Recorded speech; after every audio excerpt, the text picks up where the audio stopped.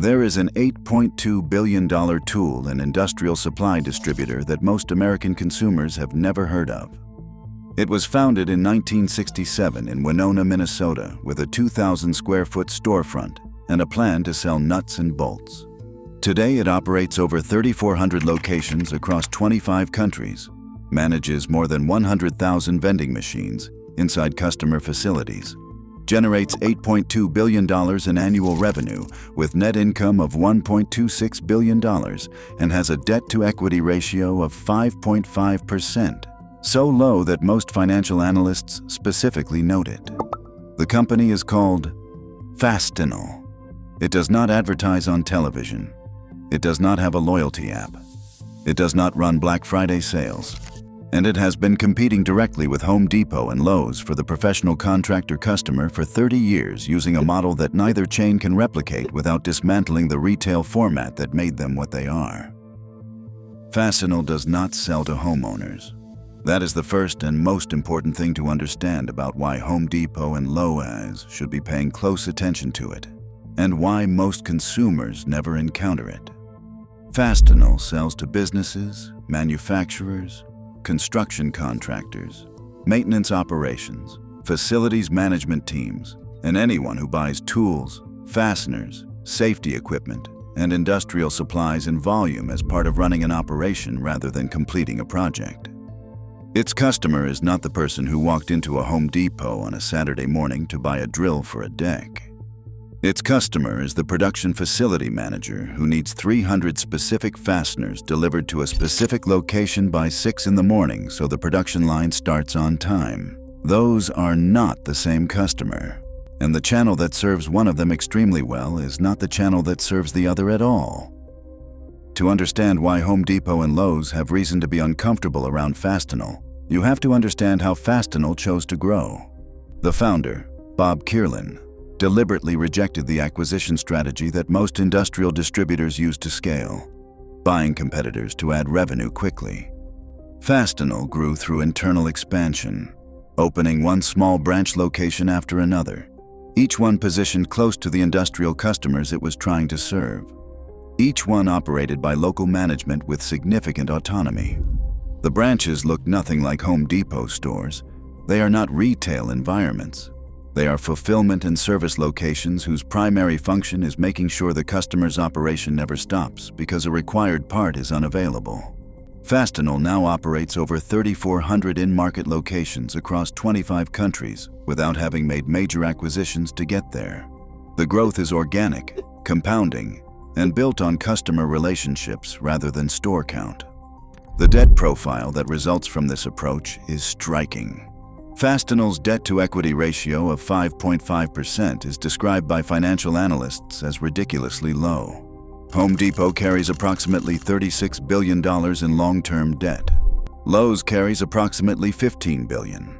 Fastenal, with $8.2 billion in annual revenue, operates with almost none. This is the Menards parallel applied to the industrial distribution channel. A company that grew from internal cash flow, made deliberate decisions not to borrow to accelerate, and arrives at a competitive position where its cost structure carries no debt service overhead while competitors' pricing must cover the cost of their obligations. If you are finding this useful, subscribe now. The second half of this video covers the specific program that makes Fastenal nearly impossible to displace once it enters a customer relationship. Here is where the story stops being about a distributor and starts being about a model. Fastenal manages more than 100,000 vending machines inside customer facilities. These Fastenal machines dispense tools, safety equipment, fasteners, and industrial supplies while tracking usage, controlling access by employee, generating automatic replenishment orders, and producing data that tells the customer exactly what they use, when they use it, and how much it costs by department. The vending machine is not a convenience feature. It is a supply chain management system embedded inside the customer's operation that makes Fastenal the infrastructure layer between the customer's production process and the tools that support it. Once a Fastenal vending machine is inside a factory, Removing it requires replacing not just the supplier, but the entire inventory management system the factory has built around it. Approximately 40% of Fastenal's revenue now comes through on-site locations, not vending machines, but Fastenal employees physically stationed inside the customer's facility, managing their inventory full-time. One Fastenal employee embedded inside a manufacturing plant handles every tool and supply need for that plant's operation, sources products across Fastenal's full catalog, and manages the relationship between the plant's production requirements and the supply chain that supports them. The plant manager does not go to a store. The store, effectively, comes to them. Once Fastenal is embedded like that, it is not a vendor. It is infrastructure. Replacing it requires the customer to rebuild the supply management function from scratch. Home Depot's response to the Fastenal model is documented and specific. The $18.25 billion acquisition of SRS Distribution in June of 2024 was Home Depot's most direct attempt to reach the professional contractor in the way Fastenal reaches the professional contractor. Not through a retail store the contractor visits, but through a distribution and service infrastructure that reaches the contractor at the job site. SRS brought a 4,000-truck delivery fleet, 760 branch locations, and a 2,500-person professional sales force focused on roofing, landscaping, and pool contractors. Home Depot borrowed $18 billion to build the supply chain adjacency that Fastenal built organically over 30 years by opening one small branch at a time. The specific contractor customer Fastenal captures, the industrial facility manager, the production maintenance team, the large commercial contractor with complex supply needs, is not the same contractor Home Depot's SRS acquisition targets. SRS serves residential specialty trades, roofers, landscapers, pool contractors. Fastenal serves industrial and production operations, factories, maintenance departments, large-scale construction operations. The professional contractor market that neither Home Depot nor Lowe's has successfully penetrated in 30 years of direct competition with Fastenal is the industrial and production customer, the customer for whom a retail store is structurally the wrong channel, regardless of how many pro desks are installed or how early the store opens.